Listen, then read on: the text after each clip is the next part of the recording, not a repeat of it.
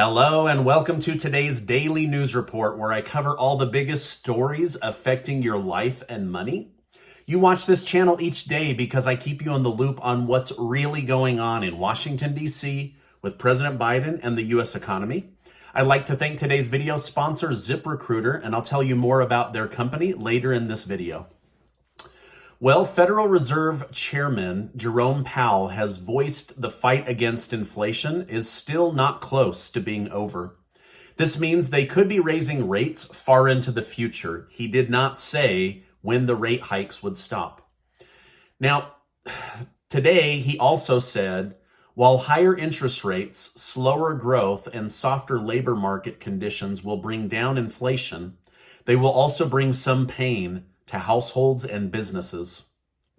These are the unfortunate costs of reducing inflation, but a failure to restore price stability would mean far greater pain.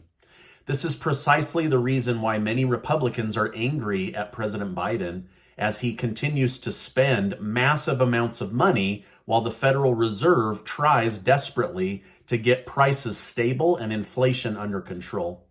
So Jerome Powell went from inflation will be transitory to inflation will be long-lasting and painful for most households. I hate to bring you this story, but this is the truth and this is what's in the news. Now, today is the anniversary of our withdrawal from Afghanistan that left 13 American soldiers dead. President Joe Biden attempted to honor these military men and women by saying, "Today I am praying for the families of those 13 fallen warriors who lost a piece of their soul 1 year ago today. Our nation can never repay such incredible sacrifice, but we will never fail to honor our sacred obligation to the families and survivors they left behind." Biden's Inflation Reduction Act is already moving towards clean energy.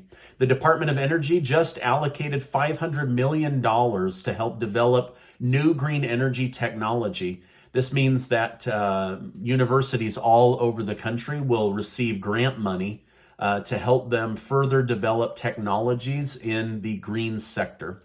Facebook CEO Mark Zuckerberg appeared on Joe Rogan's podcast recently. During the interview, we got some insight into Zuckerberg's decision to moderate content on Facebook.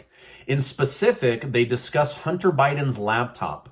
Zuckerberg stated that the FBI came to his company and warned that polarizing information was coming out before the election and said that it was Russian propaganda. And his response was to limit the exposure of stories that were later deemed to be absolutely true.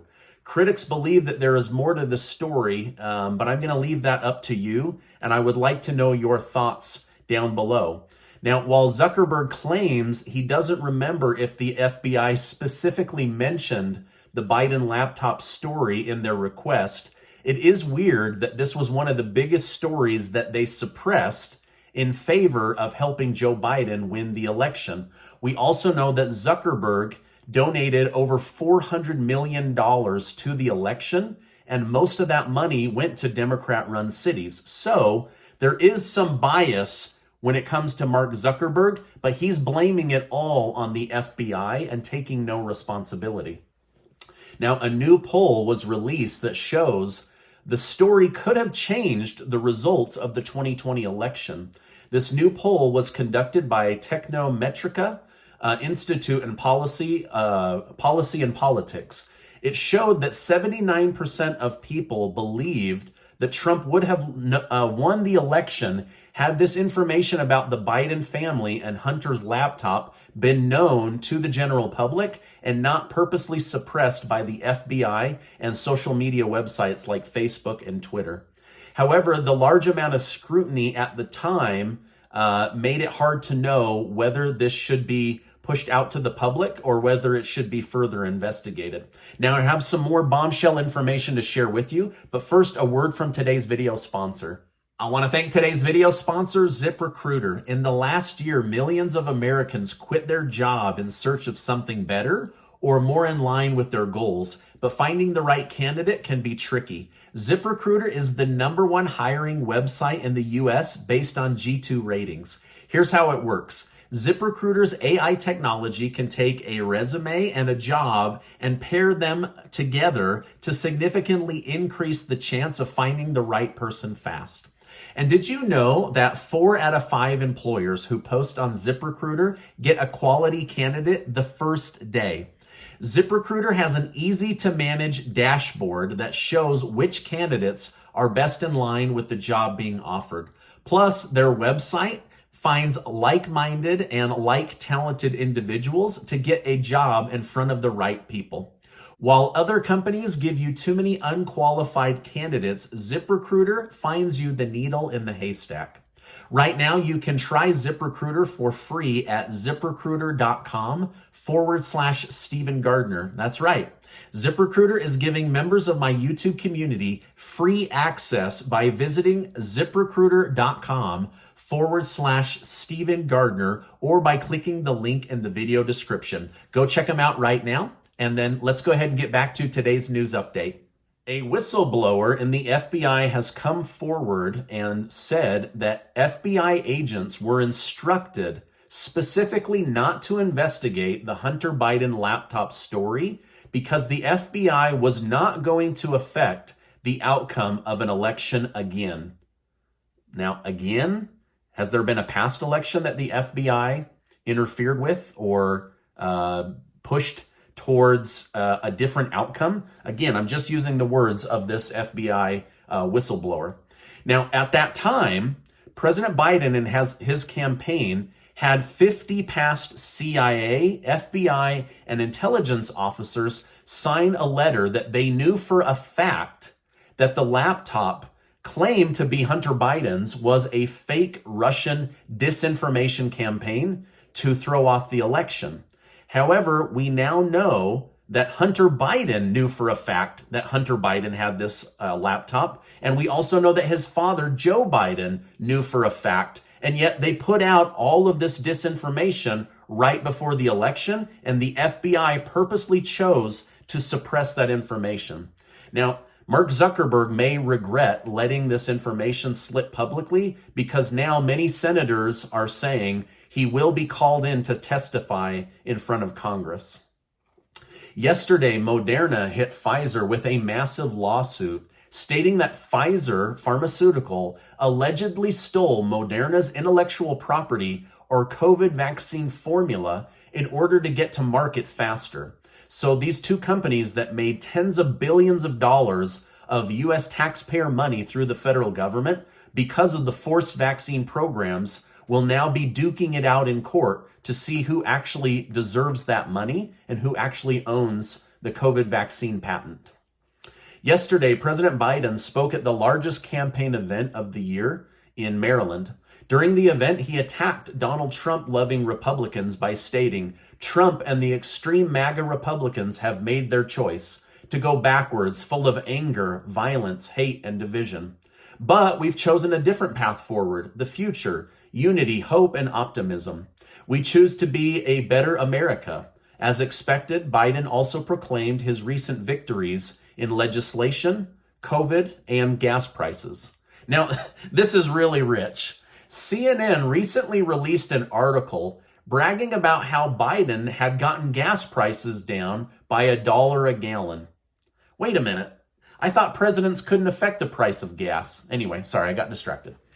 CNN went on to say that this $1 a gallon lower price point was like Biden giving the American people a $100 a month raise. It went on to say, so when you fill your gas tank this month and you pay $100 less, you should thank President Joe Biden for giving your family a raise. I'm not making this up. You can look this story up yourself. They're now trying to say that you got a $100 a month raise because gas prices came back down. I mean, this is insane, right? Like, you can keep the raise. I want to go back when I was paying $2 a gallon, to be honest. Oh, gosh. Look that one up. You'll have a good laugh. All right, now regarding the student loan debt forgiveness announced, several watchdog groups are suing President Biden and the White House in an attempt to block the president's authority by saying he has no authority at all to forgive this level of debt. New analysis released today from the Wharton School of Business shows Biden's debt forgiveness plan will actually cost the American people close to $1 trillion. Biden assures his voters this is all a distraction, that he does have the authority, and he will pass this debt forgiveness program.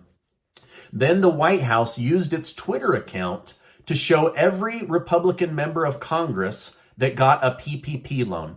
So things in Washington, D.C. are getting super, super ugly.